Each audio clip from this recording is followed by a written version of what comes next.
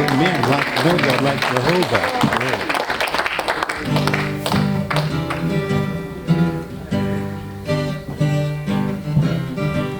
I'm going to try a new one. It's new to me. I found it a couple of days ago.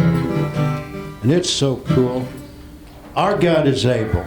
Before I do this, I had two really good praise reports this week with guys that in the community that I work with that I don't really work with them, but about 2 years ago, this fellow stopped in. I may have shared it with the church. His cancer had come back to his wife, and they had the diagnosis was really pretty bleak, and he was just pretty broken up, and he's not really a very religious acting man. And so I just asked him there in my office if I could pray with him, and it seemed to really touch him.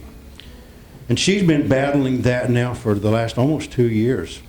And he stopped in occasionally, but she's always been in a war with it. This past week he stopped in, he come in twice, he missed me, and he made a special point to come in and share with me.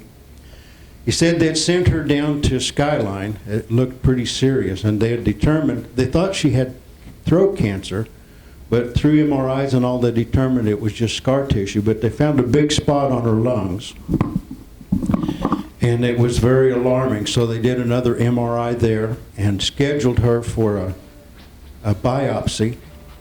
And so they went back, this was a couple days after the first MRI, and the young doctors told him when she got there, she said, I want to take another MRI just to be sure what I'm looking at before I go in there.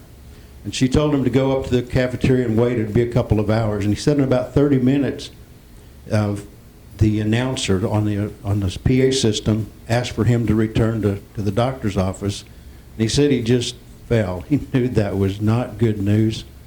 And his daughter was with him. So they went back up to the doctor's office, and the doctor sat him down and said, Sir, I'm afraid I can't do an operation or do a procedure on your wife. And he said, I knew that was just kind of the end of the world. And she said, I can't see enough there to justify going in and examining. She said, what showed up 2 days ago isn't there today. And he said, the man upstairs is watching over us. And he's not a religious man as such, but he's been in several times, and he's an older guy. But you know, how can we not recognize that God is able to do things that we may not even expect?